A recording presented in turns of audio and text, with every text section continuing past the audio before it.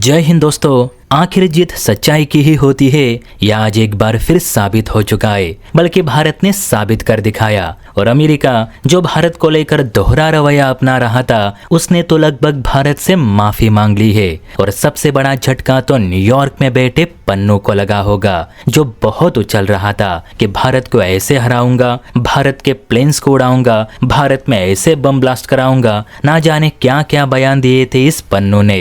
लेकिन आज जाकर ये कहीं कोने में बैठकर रो रहा होगा, क्योंकि खुद अमेरिका ने भारत के आगे घुटने टेक दिए हैं। जबकि खुद अमेरिका भारत को फंसाने के लिए काफी मेहनत ले रहा था। तो बहुत ही इंटरेस्टिंग खबर है, चलिए इसे विस्तार से समझते हैं। देखिए, आप सभी जानते हैं कि बीते दिनों पन्नू को मारने की कोशिश हुई थी। इसी को लेकर खालिस्तानी लीडर पन्नू अमेरिकी सरकार के काफी पीछे पड़ा था कि भारत सरकार के रॉ एजेंट्स ही उसे मारने की कोशिश कर रहे, तो भारत पे जांच इंक्वायरी बिठाई जाए। अमेरिका भी इसी ताक में बैठा था कि कहां से भारत को फंसाया जा सके। इसलिए जो निखिल गुप्ता नामक कोई व्यक्ति पन्नू अटैक केस में पकड़ा गया था, उसे लेकर अमेरिका भारत पे जुलूस निकालने की कोशिश करने लगा कि निखिल गुप्ता रॉ के लिए ही काम करता है और भारत ने ही पन्नू को मारने की कोशिश की। हालांकि पुख्ते सबूत तो अमेरिका के पास भी नहीं थे, जैसे कि कनाडा के पास नहीं। इसके बावजूद अमेरिकी कांग्रेस सदन और व्हाइट हाउस लगातार भारत पे जानबूझकर प्रेशर बना रही थी कि भारत जांच पड़ताल में हमें सहयोग दे।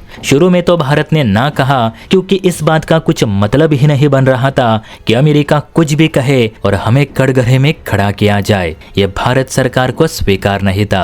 लेकिन बाद में कनाडा और भारत के बीच का मामला गर्मा गया, तो अमेरिका ने पन्नू केस में और जोर पकड़ा। तो ऐसे में भारत ने भी सहयोग देने का फैसला किया। आप लोगों को पता होगा कि हाल ही में पन्नू मामले की इन्वेस्टिगेशन के लिए भारतीय जांच समिति सोमवार को अमेरिका रवाना हुई थी, जिसे भारत के deputy national security adviser Vikram Misri और national security council secretary lead कर रहे थे।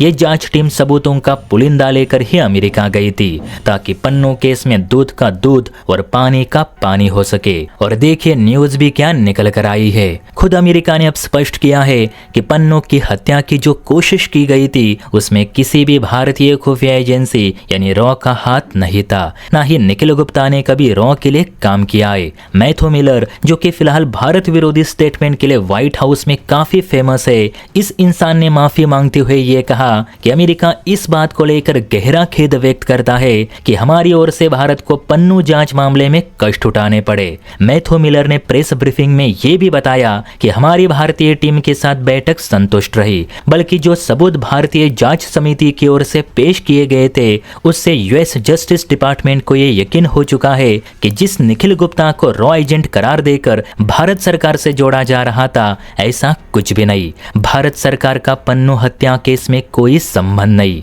और हम इस बात को लेकर भारत की सराहना भी करेंगे कि भारत ने हमें अच्छी तरह से सहयोग दिया। अब देखिए दोस्तों, भारत के खिलाफ कोई सबूत नहीं मिले तो आज ये अमेरिकी प्रवक्ता भारत की झूठ मूठ की तारीफ करते थक नहीं रहा। सोचिए, अगर निखिल गुप्ता रॉ एजेंट निकलता तो यही अमेरिका भारत के कितने हाथ धोकर पीछे पड़ता, वो भी एक आतंकवादी को बचाने के लिए।